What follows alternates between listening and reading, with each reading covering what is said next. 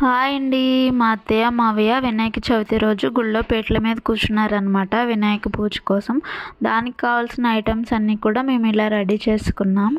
కొన్ని బియ్యం, కొబ్బరికాయలు, వినాయకుడికి వస్త్రాలు, అరటిపళ్ళు, కొన్ని రకాల పువ్వులు, అలాగే వినాయకుడికి చిట్టి లడ్డు, 3 కొబ్బరి బొండాలు, దూది వస్త్రాలు, అలాగే ఉండ్రాళ్ళ దండ, కొన్ని రకాల ఫ్రూట్స్, దీపారాధన కుందెలు, పూజకు కలశం, అలాగే పూజా సామాగ్రి, పసుపు, కుంకుమ, అలాగే వినాయకుడికి మొలతాడు, వస్త్రాలు అన్నీ కూడా, అలాగే కొన్ని రకాల ప్రసాదాలు, బూరెలు, కుడాలు, క్షీరాన్నం, గారెలు, అలాగే పులిహోర, అలాగే స్వీట్స్, చలివిడి, పానకం, వడపప్పు, కొద్దిగా ఆవు పాలు, అలాగే తాలికలు. వినాయక చవితికి తాలిక లేకపోతే ఎలా అండి? తాలికలు స్పెషల్ కదా, అందుకని తాలికలు కూడా.